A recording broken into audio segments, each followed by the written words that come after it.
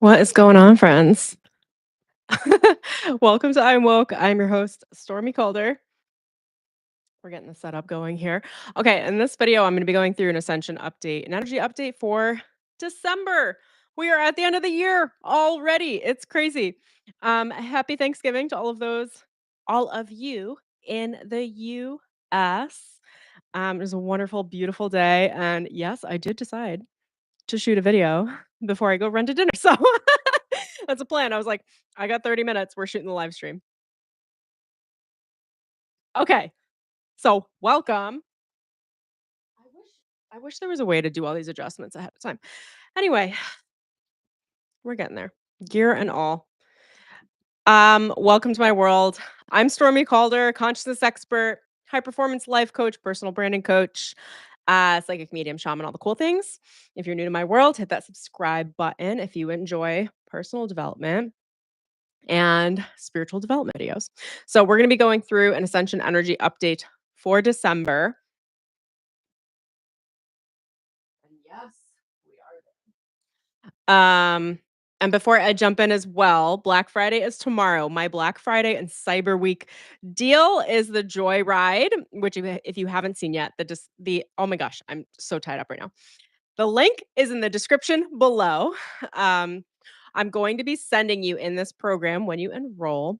It's 30 meditations. It's a meditation challenge, a meditation experience for 30 days. So every day I will be sending you a 5 to a 15-minute meditation to help you sync up with joy, raise your vibrational frequency. For those of you that don't know, joy is one of the highest vibrational frequencies scientifically proven on the scale of emotions. So, what I'm going to be helping you do in this program is get you one meditation a day to help you focus your mind, put blinders on your mind from anything in the external world that is chaotic and negative, and turn your focus to yourself. Turn your focus to what's going well for you, increasing your vibration, being in a state of personal harmony, learning to expect the best through positive expectation. And I'm going to be tackling that both energetically because my meditations are energy adjustments or attunements, just like how you go to see a chiropractor to crack your spine into alignment. My meditations are moving your energy into alignment and position so that you can consistently keep your energy high vibe raised into a high frequency without effort. It'll feel very, very effortless. It'll feel fun, vibey, joyful. I'm going to have little personal reflections and these as well. It's kind of like a reflection book in the form of 30 meditations. And then after 30 days, after December, you'll have access to all those meditations on demand whenever you want. So that's the vibe. I've got the Black Friday deal included at checkout and the Cyber Week deal, and you can check that out in the link in the description below. Also, Money Recoded, my 8-week reprogramming your money beliefs, your perspective on money, your relationship with money as an energy is open for enrollment through next week. We're kicking off with Module 1, I believe on December 6th. So if you're interested in that or have questions, shoot me an email at wearewokeaf@gmail.com. I've got a link in the description below for that program as well. If you've been looking to retrain your subconscious, reprogram your subconscious around the topic of money and understand money from the perspective of energy, from the perspective of a relationship, a healthy, bonded, healthy, attached relationship, then this is going to be an amazing program for you. It's already been incredible. We did a kickoff call last week. You'll get access to that bonus when you enroll and sign up. And there is a promo code in the link in the description below for you there as well. So I've got so many exciting things going on, honestly. All right, so let's jump right in. December energy themes. Theme number 1 is stretching the imagination. So, what's happening at the collective level right now is that we're all exploring new ways of expanding our consciousness.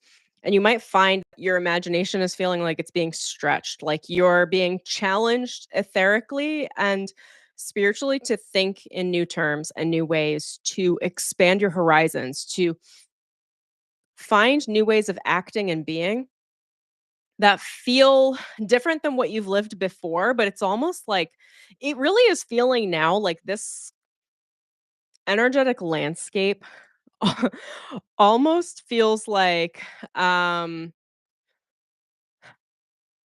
it almost feels kind of barren. It's almost like whatever we've been living and how we've been working our lives, what we've been relying on as the context for how we perceive reality and what we create and the dreams that we build into this world is it's like they're showing me a land of Armageddon. It's like whatever we once thought that we could build upon is not really a real foundational structure. I don't know exactly what that means etherically, but that's what's being shown to me. It's that we're being asked individually by each of our higher powers, our higher selves, to actually learn how to exercise the imagination and take ownership and accountability over your life by saying like, what do I want to create? How do I want to think? How do I want to build my life? What is worthy of my time? What are my priorities? What am I working towards, and who am I? What matters to me? What are my motivations? If you're relying a lot less on the collective mind to give you what you thought you could create as your reality, then you have to actually put in the proactive effort yourself in order to create an idea of what reality could be for you. And that will likely be very, very, very different than anything that you thought before or what you thought your life was going to look like before. I think this might have to do with Pluto changing signs, which happened last week, but psychologically or energetically rather, at the collective psyche, it's almost like everything's been destroyed and there's all rubble now, and it's up to us to say, "Whoa, okay, new world to this." Like, I need to start creating with my imagination the world in which I want to live for myself. This is less about the collective and more about each person individually. Like, let me tap in again. Is there anything else, guides you wanna say on this specifically? It has more to do with how you relate to your own reality, what you think and perceive to be real, and what is malleable or changeable. And there's something about the astrology right now that is very malleable. It's almost like being in the middle of two phases. Like they're showing me water moving from liquid into gas or from liquid into freezing into a solid. I forget what that is called scientifically. There's a word for that. Um, right now, they're saying like, let's say we're in the liquid phase. We're each individually moving into like the gas phase. Okay. So right now you're in the middle of the switchover, in the middle of the changeover between the two states of awareness, the two states of consciousness, the two states of reality. And what they're showing to me is that when you have a unique opportunity in that midpoint, that mid phase, that you can exercise a lot of precision as far as what you want to become on the other side. So if you're a butterfly and you're in the cocoon stage right now, and we'll call that the liquid phase, you're in the cocoon. They're saying you actually have a huge say on what sort of butterfly you're going to be on the other side. So I don't know, like, are you a moon moth? Are you a blue monarch? Like, what are you? So right now we're in that in between phase. And this, yes, this is happening at the collective, but it's happening individually. They're saying we have a lot of precision as far as what we choose to be on the other side of this transformation. That creates a lot of uh room for a workout, for the imagination to take over and try to work through the mental thoughts, ideas, and processes around who you want to become and what you want your life to look like. Very simply. What sort of humans do you want around you? How do you want to think? How do you want to be? Who do you want to become? And if you don't know that's the real, like, they're showing me big heavy lifting. Like that's the weight that is the opportunity right now that you can lift and exercise within your own consciousness to understand what it is that you're going to be creating moving forward. For those of you that wish to be lackadaisical or lazy about this, you will just get shuffled into an automatic pattern in this next phase that just might not be what you want. There is work that needs to be put in, should you like to put it in. It really comes down to you understanding who you are and what you want. Who do you want to become? What sort of life do you want to live? And that's not just a visioning board thing where you're putting together Like, I want this big mansion and I wanna be on this press publication and whatever it is. It's like, no, this is it more and this is really what is the sort of person that you want to become? When they're telling me when all hell breaks loose, who are you? It's important to expand your vision to be able to see the light traits, see what you want materially and practically, but a lot of this conversation is when this is how it's being said to me. Spirit saying, "When all hell breaks loose, who are you?" Which I think is very telling, but I'm not gonna go into details on that. So it's almost like exploring your character, exploring the sort of life you're gonna live when it may be unpopular to the rest of the population. I don't necessarily know exactly what that means. I just know that I'm very rooted in who I am and very rooted in my belief systems, and I understand that I'm not like the way that I think, the way that I perceive, the way that I believe is not necessarily popular, and I just don't care. Like, I just am who I am. Um, I finally come into, like, a real place of self-acceptance. That's what's being encouraged, like, be who you're gonna be. Who are you when you are quietly at home by yourself? Like, not just being seen out in the public light. Another way that that's being shown to me is who are you when there is no external validation? There is something about this next phase that we're moving into. I don't know if it's a year, a month, or what it is. But there is something about this emergence on the other side that is, if you're looking for popularity, look, this is the universe telling me that my plans moved. They're like doing it on purpose so I can finish my live stream. Um, on the other side of this transition, there isn't going to be the external validation that you've been accustomed to receiving. So, if your ideas of a good life, if your dreams are rooted in any sort of concept that would require external validation or popularity towards you, like approval in how you live your life, whether that's from parents, friends, family, um, communities, etc., that is being withheld spiritually. I don't know exactly what that means, but just take that as you will. You're not gonna get it. That's being told to me very clearly. You will not get it. If you go looking for it, you will be in pain around it. They're telling me if you wanna be p oh, interesting.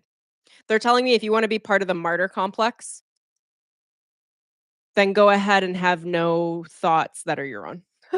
Go ahead and look for external validation. So that tells me that the collective is moving into a martyr. Well, there's 2 sides of that. I'm gonna be honest with you guys, this is not me, okay? This is the spiritual download, is that I'm being shown Jesus, I'm being shown specifically the thorns, and the bleeding around the skull. So that's showing me you'd be sacrificing your own personal spirit for the collective spirit. I'm also being shown him on the cross. Um, and for you guys to understand, I'm not like how do I explain this? I'm not religious. This is not my religion. Although I do appreciate Jesus as a ascended master. So for them to bring this forward, A, it means a lot of Christians are following me. B, it's what the collective needs to understand from a video like this, that the way that the collective is moving is into the martyr and abuser roles. There's something about the timelines that we're in right now that if you want to be a sheeple, if you want to follow what other people need, if you need external validation in order to feel good about yourself and pursue your best life, you will take one of 2 roles. And if you're watching my video, it's going to be the first role, which is the martyr. Jesus was a light worker. He was a martyr. So if you follow the pattern I just mentioned, you'll fall into the martyr complex, which means you're gonna be abused heavily, spiritually, for sure. The other side of that is the abuser roles, right? Like, I don't remember all the specifics of the story, but, like the Romans, like everybody would like, ah, sacrificial. It's just completely sacrificial. It's blood sacrifice out in the open. I wouldn't wanna be a part of any of that. So, when I'm being shown, I wasn't expecting this, like, intensely dark of a channel either, by the way. But what I'm being shown is that those of us that are really pursuing our light and that want to remain our interdependence and independence, spiritually, this is a spiritual energy that we need to consciously separate from the collective and build our bunkers spiritually. I don't know the physical implication of this. I'm really just talking to the spiritual dynamics. Hive mind and groupthink is the thing. So if you align with the collective mind, you will be automatically pulled into a gravitational pull of whatever's closest to your vibrational frequency. Anyone that's a light worker will be automatically pulled towards the martyrdom complex as opposed to the abuser. Um, so what spirit's saying is be mindful. Now I'm seeing that well, this is a transmission, I'm being told, and I'm seeing that a moat is being built around your consciousness just for listening through this message, that you are protected from that. You're being given space and a buffer in between you and the collective hive mind that is developing, especially in the United States. To help you start to see the difference between who you are versus who everyone else is, so that you can start to make some decisions about what your dreams are and who you are in this world, regardless of whether or not other people validate you, whether or not other people agree with you, because most people aren't going to agree with you. Um, if you're living your own life at this point, working your own light, it's just not going to be popular. um, we're also spiritually being given, let me think about how to describe this. A lot of spirits encouraging us to like build camps spiritually. Let me see if I can unpack this. It's less about light workers working in groups and it's more about all of us being super solid in who we are. Camps are like your tent with your sleeping bag, your unit, your dog, like maybe your soulmate, whoever you're with, that like micro unit, like you're working as a group, but it's separate from the rest of the light workers, but you're all kind of on the same grid. You're all working the same process. But it's really independence is really highlighted. You know what that tells me is everyone's responsible for their own karma because the tent, it's like they're almost showing me it's like you're responsible for what you bring in, you're responsible for your own food. If you wanna trade with others, you can trade with others, but there's a really high level of responsibility. This is showing me karmic responsibility. So it's like, there's less collective absorption of the karma within the Lightworker collective, and it's more that we're each responsible for how we're handling things. And because we're each responsible and because we're each independent, we then get grouped into a collective force to be reckoned with, a collective source that is independence. I think they keep saying interdependence, but I don't know if that's the right word. I almost want to look it up. I'm going to look it up while I'm with you guys. Interdependence. Sometimes spirit gives me words and I'm like, that's probably accurate, but I don't know. Like they pull it out of my vocabulary, out of my subconscious. Oops, that's the wrong word, but maybe that's the right word. So the word that came up because I misspelled something is interference. Let's open this spiritual message. So, the interference is an act or process of interfering or something that gets in the middle of something else. So, there's going to be a lot of interference, probably from people that you know and love, um, trying to cancel out your wavelength pattern to bring you into the group hive mind. So, whatever is going on at the collective is actually pretty threatening.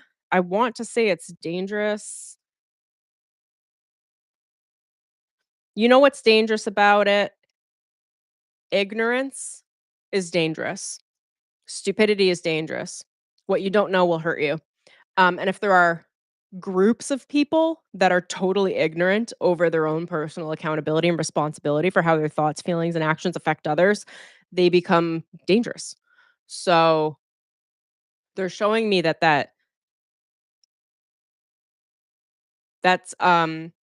that ignorance is being weaponized at the collective. Those of you that follow politics can break this stuff down. I don't know what's going on specifically, but this is how it's being shown to me. Okay, so let me look at this. So I think if I look up interdependence, it's the state of being mutually dependent on one another in the context of social relationships, business, and international relations.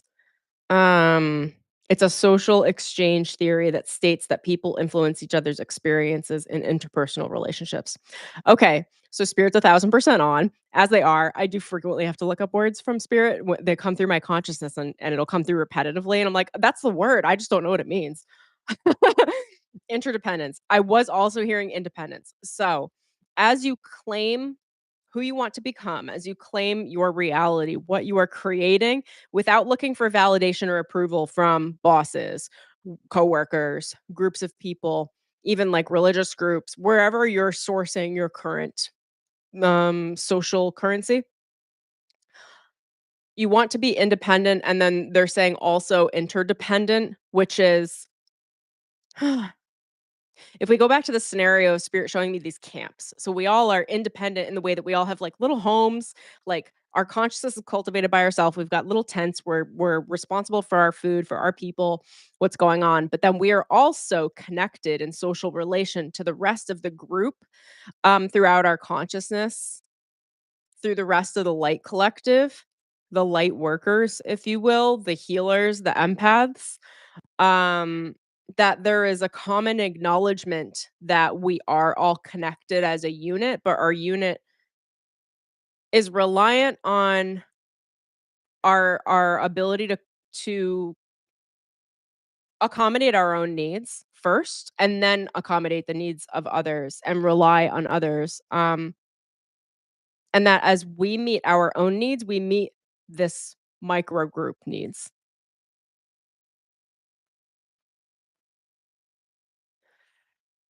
Uh, I'm just reading a little bit about interdependence. It's like shared cooperation. So, it makes sense because when we're independent, you can't be completely independent. You're still relying on some sort of a larger structure or group. So it's like there's a larger cooperation as well as the acknowledgement that you'll take control over yourself and your own needs, and be stable and then have something to offer from that stability for social agreements where you're relying on other people, but not for your emotional stability per se. Is that right? Let me see. You're relying on the cooperation for shared resource, but you are taking complete responsibility over your consciousness, your net of creation, what you decide to create with your life, and your own like psychological awareness.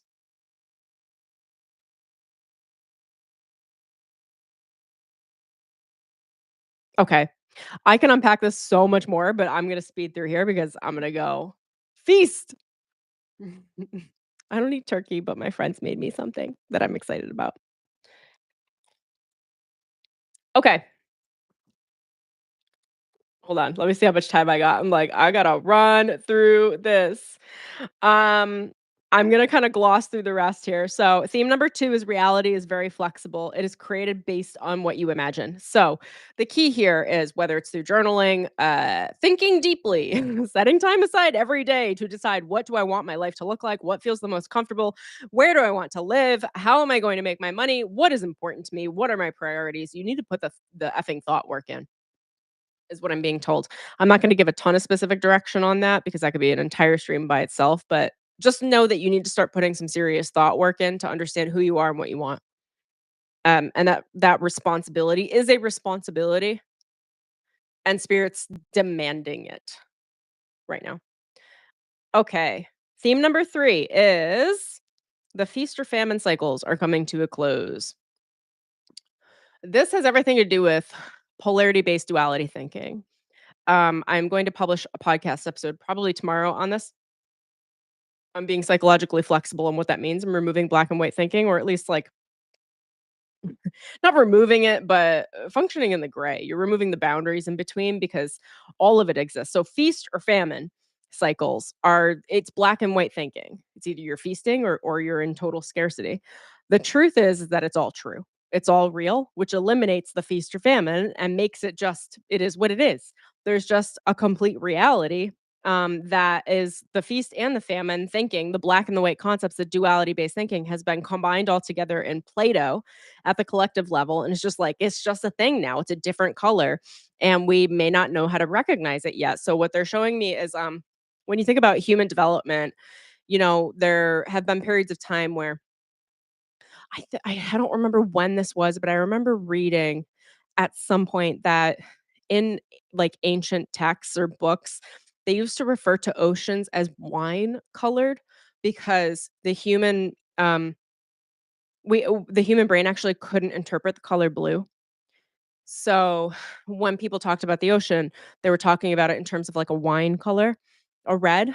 Um, through our own evolution, there are different spectrums of light that we just cannot interpret because our mind doesn't have the psychological intuiting faculty or vocabulary to understand what that vibration is. So, in the terms that I'm speaking about in colors, there was a period through human development where we couldn't see the color blue. We didn't understand it. Um, they're different vibrations of light. And the more adept we get in our consciousness and our evolution, and our own psychic development and intuitive development, we begin to be able to see new vibrational experiences and colors and circumstances and frequencies that we couldn't see or hear or know before. So, that Plato that I was just describing is a new frequency, it's a new color, and it's very new to human consciousness. I don't have concretely what that means. I'm just streaming through the collective energy forecast. So, that's just like an idea to sit with. Um, but it's almost like there's something very, very, very new in consciousness right now with the human mind across the collective that's developing, which is the ability to see a new color. And that new color is everything is happening together. And the emphasis on black or white thinking is reduced significantly. Um, So at the end of the day, with this the feast of famine cycle coming to a close, it's just Play-Doh. It all is what it is. It just is. There is no this or this or this or this. Should I choose this option or this option? What's better, this option or this option? What's a better way of thinking? Is it light or is it dark? It's all. It just is. So if it just is, then you have to develop the collective psyche is being challenged through evolution to develop the ability to see and understand red flags and green flags when they exist simultaneously in the same sort of matter. My podcast episode, the next one, is going into this in depth. So we will dive into that deeply. And then theme number 4 is existential crisis. So I was told at the collective level and at the lightworker level that everyone is about to jump into an existential crisis. Um, Let me just reset my timer. Hang on. Juggling so many things. The beauty, this is probably a message for you. When you're juggling so many things, just shoot the shot. Just do the thing. I had 30 minutes before running to dinner. I just wanted just get it out. Just shoot. Just whatever you got in mind, stop thinking about it, just move it into action cuz when you have the time, you have the time. When you don't, you don't. Okay. Existential crisis is happening at the collective mind level. It's going to be highlighted more and more as the months move forward here. So how do we deal with existential crisis? The crisis is everything that you were taught to think and believe, the structure of reality that you have been relying on from a place of external validation, where things look and feel a certain way in order for you to feel safe, is crumbling. I don't know exactly what that's going to look like, but that's what's being told to me is that essentially, and they are saying to me the United States is going through, they're telling me a restructuring process. I think that was very PC creative from Spirit to say it that way. That's funny. That's like the publicity team from Higher Self and from the Akashic Records were like, "Tell them it's a restructuring." Restructuring. What does Stormie interpret that as? A shit show! The foundation being blown up. So when your reality is challenged, when your external reality is challenged, when you look to external reality to show you who you are, then the way that you avoid an existential crisis is you create the internal reality. Who am I without all the things? Who am I without reaching for those relationships or reaching for that approval and validation to tell me who I am?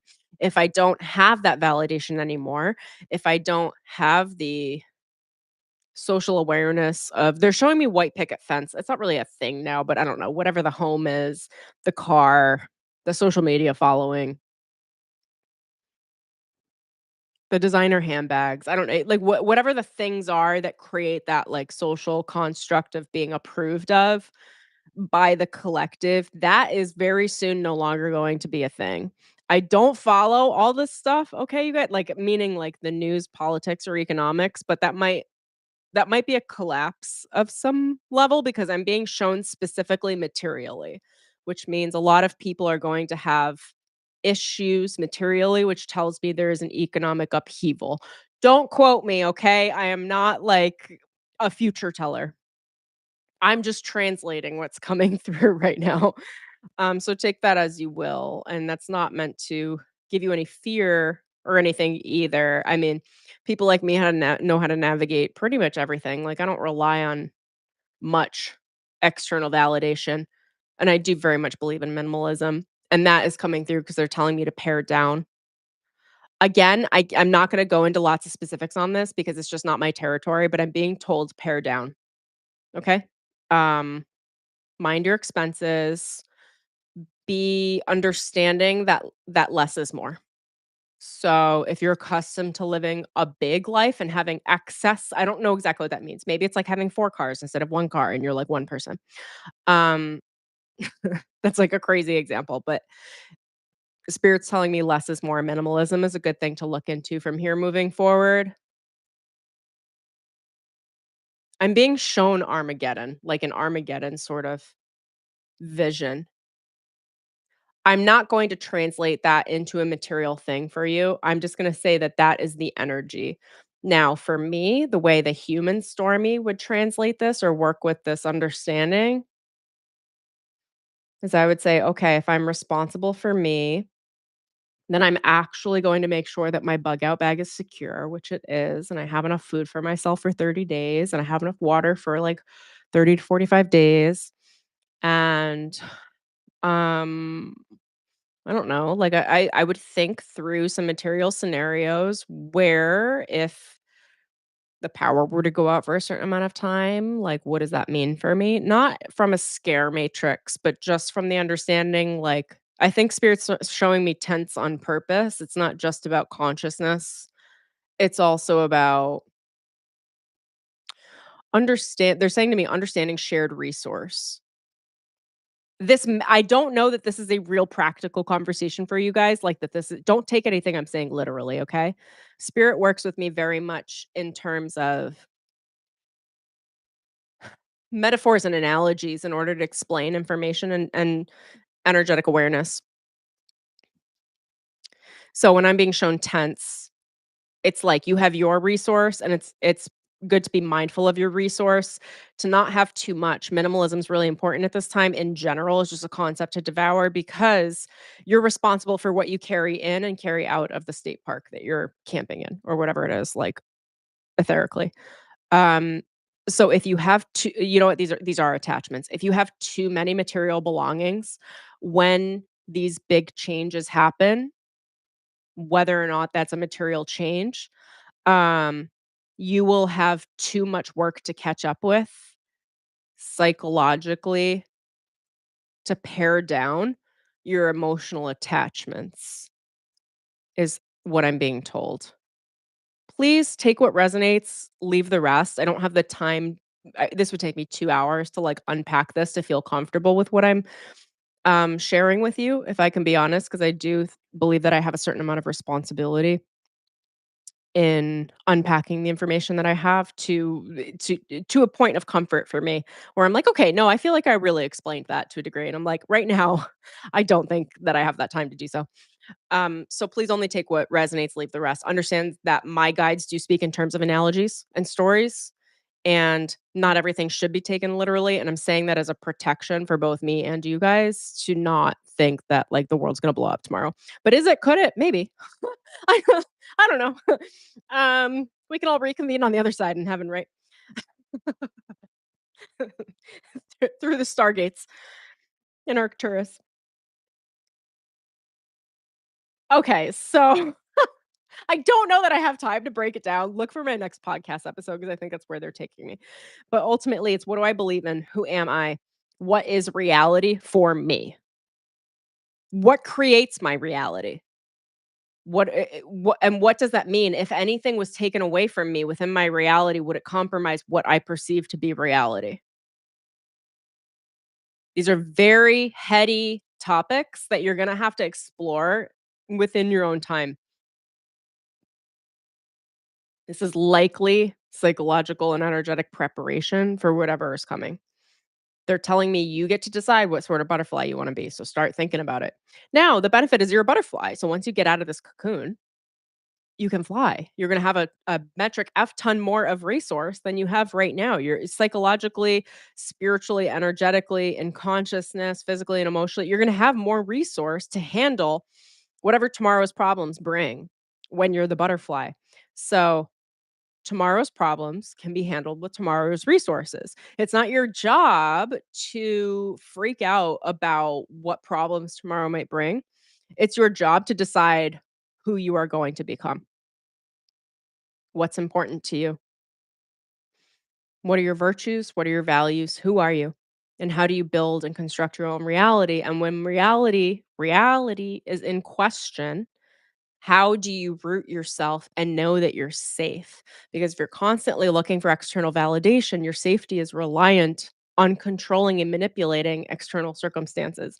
And that's what spirit wants to get you out of because that will put you in a position of uh compromise.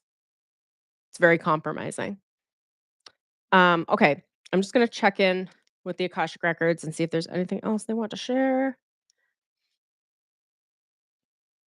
They're telling me that this entire situation is really targeted towards an emotional upheaval and an emotional unrest, as opposed to material. So, emotional manipulation at the collective, I don't know if that's news or I don't know exactly what that is. You guys can discern for yourselves individually. But there's gonna be a lot of emotional manipulation. So, if you have a lot of emotional attachments, the more stuff we have, the more stuff we own, the more emotional attachments we have. I haven't spoken about this in a long, long time, but I am a practicing minimalist. I have been practicing minimalism and simplicity for like a very long time, a decade. Um, and I forgot, when I initially started paring down and paring down and paring down until it became like my normal way of life. Um, I used to get really upset at having to let certain things go and what they meant and what it meant about me. And I had to keep this shirt because it meant I was creative and I needed this object because it was an heirloom and this tells me this about myself and this tells me this about myself. And I remember having to pare everything down so many times. I didn't have to. I wanted to because I was studying yoga and I think we were practicing. It's like you have to give away 100 items, like, every certain amount. I had to give a lot of stuff away, and I had to let go of emotional attachments. I didn't have to, but it was part of my yoga training, and I really took on the challenge of it and did that for many, many, many years, and I kept doing it until I only have things I love. I only have things I want. Um, I don't have more than I need, typically speaking. If there's something I don't use for a year, I let it go, I give it away. I just believe in because everything physical has an emotional attachment to it. And if you have a lot of physical objects, you have a lot of emotional attachments that prevent you from psychologically moving forward or creating the life of your dreams. So, again, this is my belief system. This is a very spiritual belief system. Only take what you love, leave the rest. And nothing I say is meant to offend you. If it does, that's something you need to look at within yourself. Um, they're saying that you could be offended by someone on YouTube that doesn't even know you. I don't know why I need to say that, but that was clearly for someone on this stream. So that's what I've got for you guys. I am gonna go bounce. Happy Thanksgiving. I see you guys in the comments. I'm not gonna read them all through because I gotta run, but I adore all of you. All of you. Thank you for joining me in this live stream. Um, Keep a lookout for the next podcast episode. It's on psychological flexibility and understanding how to start dissolving or working with that black and white thinking. And I'll just skim through real quick, but I do need to run.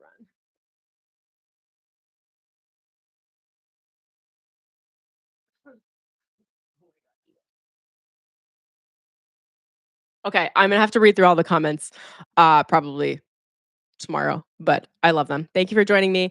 Happy Thanksgiving. Happy Black Friday. If you want some solid, freaking awesome sauce meditations for 30 days, where I'm going to help you stabilize your emotional frequency and create a really beautiful meditation practice. You'll end up with a habit by the end of 30 days because it takes about 30 days scientifically to create a habit. So, this is developing a spiritual practice that you can lean on for yourself. Then go check out the Joyride. It is a 30-day meditation experience, meditation album, all the things. I'll leave a link in the description below. I love you guys. I will see you all soon. Happy Thanksgiving. Happy holidays. Happy everything. Okay. Bye.